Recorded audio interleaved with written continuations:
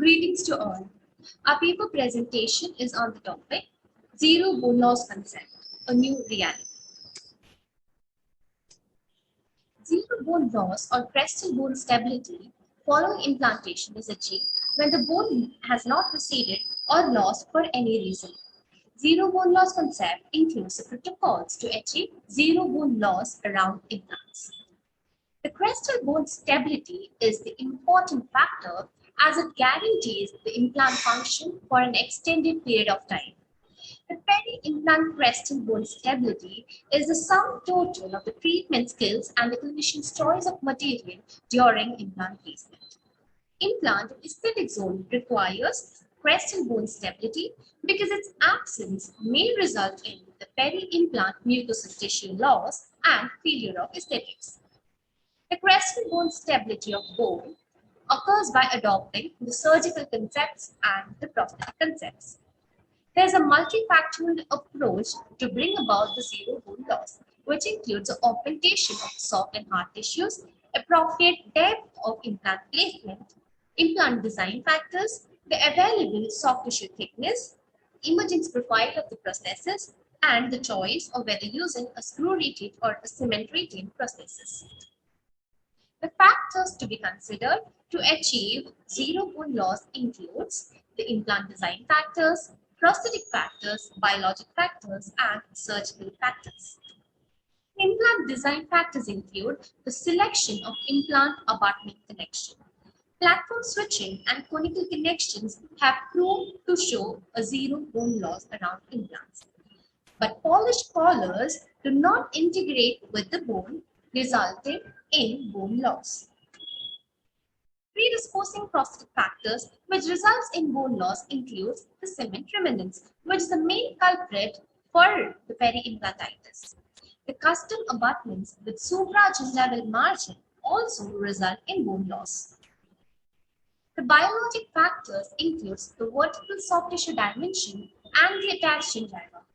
It's been stated that the tissue-level implants must be placed just out of the bone. The attached gingival mucosa of at least 2 mm is required to prevent the bone loss around the implant. Vertical soft tissue dimension. This is a biologic factor which has to be measured even before placement of implant. A minimum of 3 mm of the vertical soft tissue must be present to avoid the crestal bone loss. Studies have also proved that platform switching or conical connection does not prevent bone loss if the vertical soft tissue thickness is inadequate. Surgical factors which promote zero bone loss include the subcrestal implant placement, flattening of the alveolar ridge, tent pole technique, and vertical soft tissue augmentation procedures. Subcrestal implant placement increases the thickness of vertical soft tissue. Vertical soft tissue can be increased if at least 12 mm of bone is present between the crest and the anatomical structures.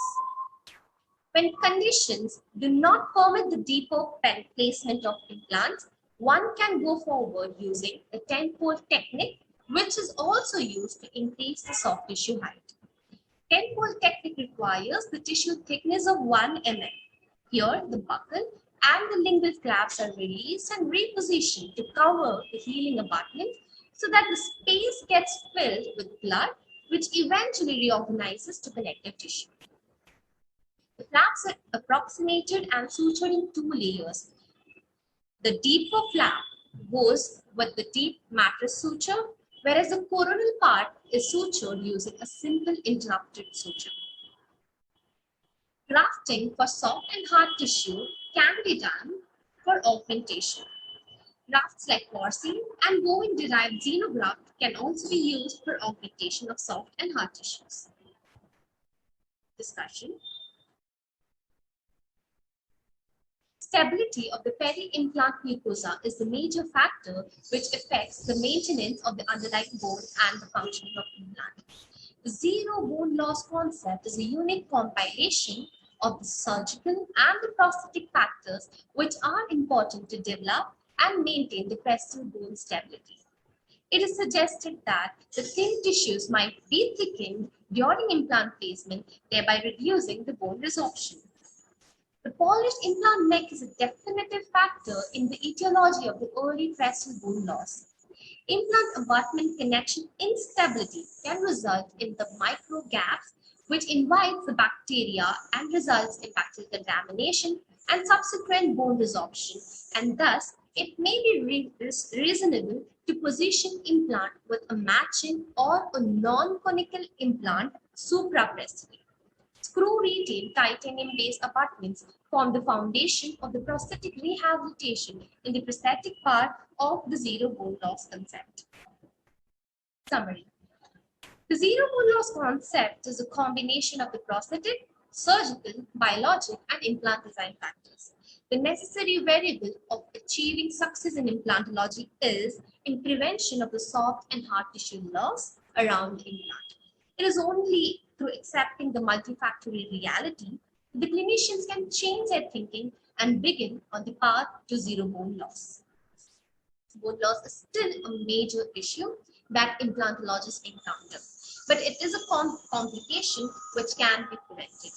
So prevention of crestal bone loss is again a multifactorial process. Care has to be taken right from the case selection to the surgical and the prosthetic factors so that minimal bone loss is ensured.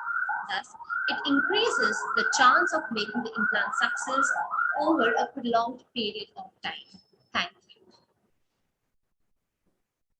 These are our references.